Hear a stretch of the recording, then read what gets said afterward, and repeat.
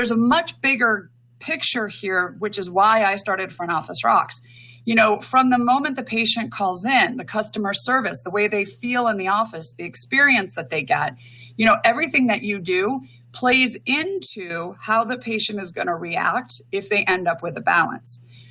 But we have to understand that there's all of these steps along the way help us to better handle our patients when they are upset they have a balance. But right now, just talking about the money part of it, I'm going to really kind of jump into like ways you can talk to the patient, ways you can help them hopefully not be upset at the end of the discussion. Okay, so our part before the treatment has been done. So I kind of got my start of this was to really just talk about what we're up against and where your philosophy should lie. Your philosophy and your doctor's philosophy and your hygienist and your assistants, everybody needs to understand why we're here. And we're here to help our patients. We're here to help them live a better life, live a longer life. Now, we deal with insurances. It's just what we deal with, okay? So we need to do our part to make sure everything that we are preparing for before the patient gets treatment, that we're doing it as well as possible to get the best estimate possible that the insurance is going to pay, okay? So one of the concepts that I talk about a lot is what can we do within our four walls, okay? We could be upset about insurance. We could be mad that insurances stink. We could be mad that patients always say, I only want to do what my insurance covers, but there's nothing we can do about that, right? Patients come in with insurance. It is what it is. We have to learn how to deal with this. So what I like to focus on is what can you change within your four walls? What are the things your team can do or systems you can put in place that are going to help with this particular issue, okay? The first thing I say is understand what goes in must come out, okay? And crap in is crap out, right? So one of my big things about insurance and putting in insurance is understanding that we are putting in the right information when the patients come to the office.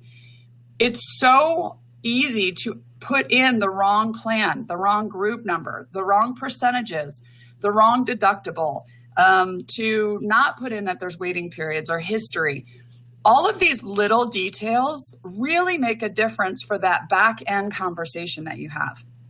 If let's say, for example, you have a new employee, okay, and we have a new insurance for this patient, and the employee picks the wrong group number. The employee puts the wrong insurance in. This new employee, she doesn't know. She's trying to do the best she can. But she picks a plan that says that they're going to cover 100% for preventative, 80 for basic, and 50 for major. But really, this insurance, because you're out of network, only covers 80 for preventative, 60 for basic, and 40 for major. So now we diagnose the patient with 3 crowns. We let the patient know we estimate they're going to pay 50%, but at the end of it, they actually pay 40. Now the patient ends up with, a $500 bill. And that bill now, the patient's upset about, really could have been avoided had we put the right insurance in the beginning. So we have to make sure before you let anyone on your team enter insurance, they understand the ins and outs and the importance of that, okay? They understand that if the wrong plan gets put in, it's going to mess up our estimates for that patient until we catch it for all the treatment they're getting done, which on the back end is going to make an upset patient, okay? So we have to make sure that we have the right insurance. We have to double check what is remaining and the percentages and the deductible. These little details really are what we can handle on the front end so that we can at least have the best estimate possible on the back end, okay?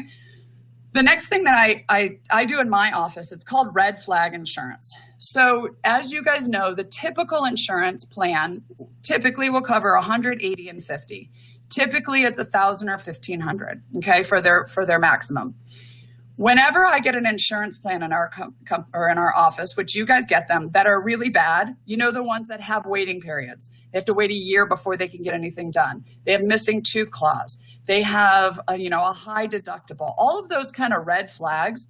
In my office, we tag that, we alert it as a red flag insurance. And the reason we do that is because then no matter who talks to that patient in my staff, if they see red flag insurance, they're very careful not to quote anything to the patient. They're very careful to say to the patient, you have really bad insurance. if you really want to know what your insurance is going to cover, here's the codes, here's what we charge. I recommend you get on the phone with them, because I don't want somebody that doesn't know their insurance very well to go, oh yeah, your cleaning should be covered at 100%, because I'm pretty sure that insurance is going to find a way not to pay it 100%. Or maybe they'll pay 100% of a $26 pro fee, which we know is not going to cover the cost of the pro fee. And I actually love this. The red flag insurance comes up. We have EagleSoft in my office. It comes up with a picture on my schedule that's a skunk because it stinks, right? So that way my team knows if they see the skunk, don't quote any estimate for the insurance, because we don't want that patient to be upset, okay? Complete today's appointment before presenting. I'm assuming all offices do this, but I want to make sure I'm covering every base that we do in my office. So what we do in my office is when a patient comes in and gets treatment or gets their cleaning done or their new patient appointment, we then take them into the consultation room if they need treatment, and the doctor and a treatment coordinator go in to present the treatment the patient needs. We want to make sure that we complete today's appointment before we put together or print out that treatment plan for the patient. Because let's say the patient has $1,500 of insurance, but today we use $302 for their cleaning. If we don't complete today's appointment, it's not going to pull that $302 from what they have remaining. So when you go to talk to the patient about the treatment plan, if you haven't closed or finished today's appointment, it's going to estimate $1,500 for that patient when really they don't have $1,500. And so they're going to end up with a balance on the back end. So that's just a small thing to make sure that everyone on your team is doing that before we present treatment plans. The other thing I recommend is make sure you get treatment plans signed from the patient. So when you present the treatment plan, have them sign the bottom of the treatment plan, scan it in, and then put in really good notes about your conversation. And the reason I say this is on the back end, when the patient tends to forget everything we said to them on the front end. They forget we said it was an estimate. They forget we said there's a chance the insurance would downgrade on posterior composites. They forget everything we said. So when you have a signed treatment plan and you have notes, on the back end when there's a balance, you can refer to that and say, if you remember, I mentioned to you X, Y, Z, and here's a copy of the signed treatment plan. Once they see that, all of a sudden their memory is less foggy and they tend to remember it. The other thing is to make sure that your team is using the word estimate. It's just an estimate. We're just estimating what the insurance will cover. And you probably have that on the front end. If your team's trained well, we say estimate all the time. But where we get stuck is when our clinicians are not saying estimate. I had a scenario where my husband presented treatment to a patient. The patient said, oh, okay, so the insurance is going to cover 50% of the crown. And my husband looked at the treatment plan and said, yeah, it'll cover 50% of the crown. Well, of course, the insurance didn't. They downgraded and they only covered like 35% or 40% of the crown. Well, when I called the patient to collect, the patient said, no, your husband said the insurance is covering 50% and I only had to pay X amount.